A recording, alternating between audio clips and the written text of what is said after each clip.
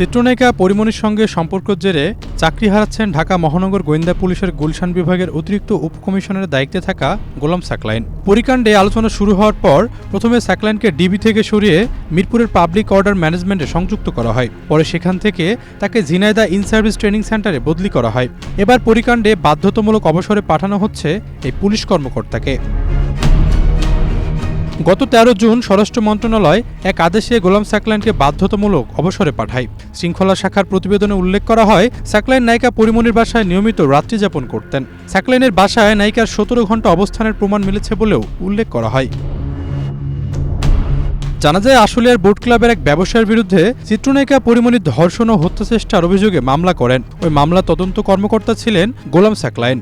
সাকলাইনের বিরুদ্ধে অভিযোগ ওঠে, পরিমণিকে নিয়ে রাজারবাগের বাসায় গিয়েছিলেন তিনি।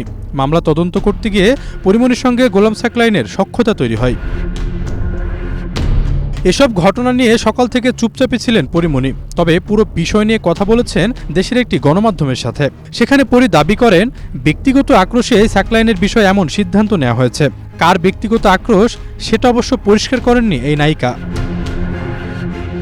সাক্ষাৎকারে নায়িকা দাবি করেন, অবশ্যই ব্যক্তিগত আক্রোশ, কিন্তু এমনটা নয় প্রেম ভালোবাসা ও সম্পর্কের কারণে হয়েছে, সেটা তিনি বিশ্বাস করেন না। সাধারণত যে ট্যালেন্ট সফল হয় তার পেছনে অনেকে লেগে থাকে, এটা নতুন কিছু না। নিঃসন্দেহে সাকলাইন একজন ট্যালেন্ট ও সফল মানুষ, ওর পেছনে অনেকে হয়তো লেগেছিল। তার এখনকার বরখাস্ত হওয়ার ব্যাপারটি খুবই অদ্ভুত, এটা খুবই অন্যায় হয়েছে। সাকলাইনের প্রতি নিঃসন্দেহে অন্যায় হয়েছে। নায়িকা বলেন, যদি তার সঙ্গে কোনো সম্পর্কের কারণে এমনটা হয়েছে বলা হয়, তা তো নিঃসন্দেহে অন্যায়। কোনো সম্পর্কের জন্য এটা হতেই পারে না। তবে নায়িকার সাথে পুলিশ কর্মকর্তার সম্পর্কটা কেমন ছিল তা নিয়ে কিছু বলতে রাজি হননি পরিমণি। আশরাফুল ইসলাম, প্রবাস খবর।